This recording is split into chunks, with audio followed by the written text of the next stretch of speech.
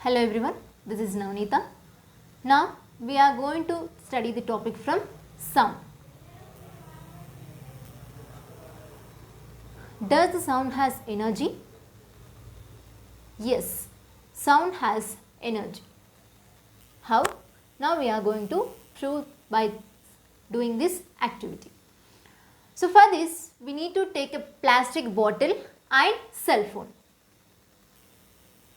Yes, we need to take one plastic bottle and cell phone.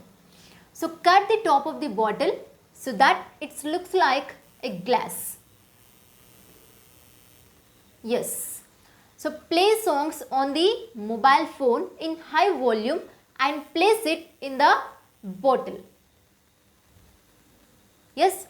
So play the songs on the mobile phone in high volume and place it in the bottle. Here, close the mouth of the bottle with a balloon using rubber band.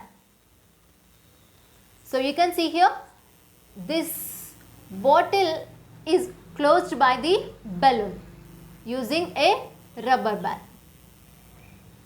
so that it covers the bottle, yes, and stretch it tightly so as to behave like a diaphragm. Here, place some sugar crystals or small size of sand particles on the balloon diaphragm. You can see here in this picture, we can take sugar particles or small sized of sand particles. Okay, so and observe the movement of the particles. So is there any change in the movement of the sand or sugar particles? Yes. So do the same after removing the phone from the bottle. So after some time we have to remove the phone from the bottle. Now what do you notice here?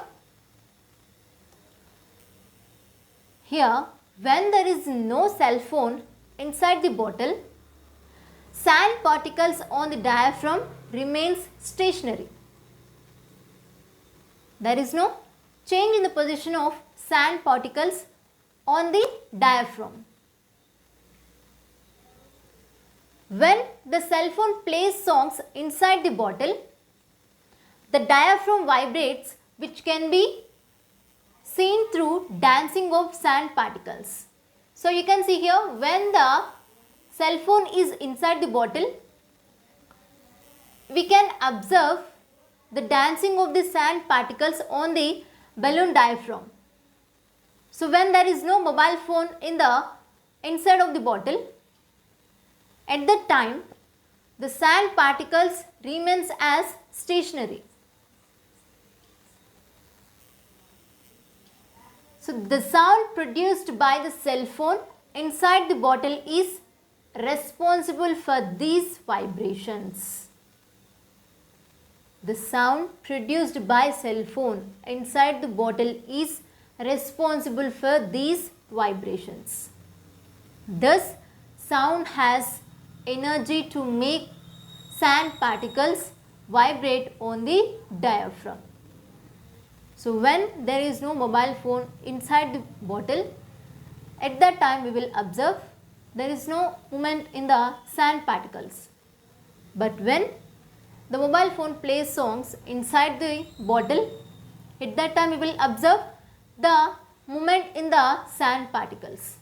So there, because of that sound, the vibrations appear on the sand particles. So we can see that sound has energy to make sand particles vibrate on the diaphragm. Yes. So look at here some musical instruments like tabla, flute, harmonium and guitar.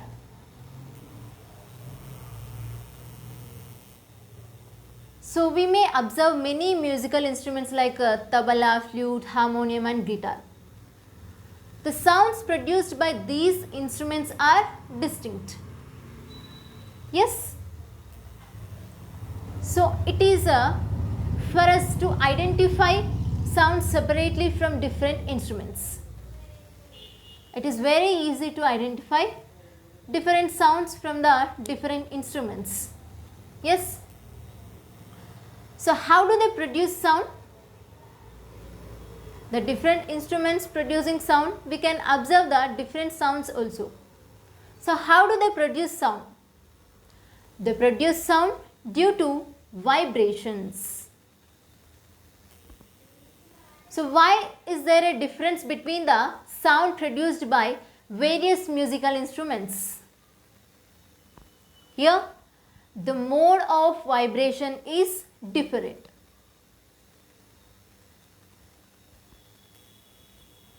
So which part of these instruments is responsible for production of sound? Here you can see some different types of names of the instruments and which part of the instrument is vibrating. You can see different parts of different instruments. Here, tabla. So in tabla, membrane, air inside hollow body is responsible for sound and vibrating part. And when we are observing the veena, so there string fixed on hollow board. And flute. In flute, air columns are responsible for vibrating part. And clarinet. In clarinet also, air columns are vibrating part. And in guitar, here string fixed on hollow wooden board. Yes, these are the some different instruments and their vibrating part.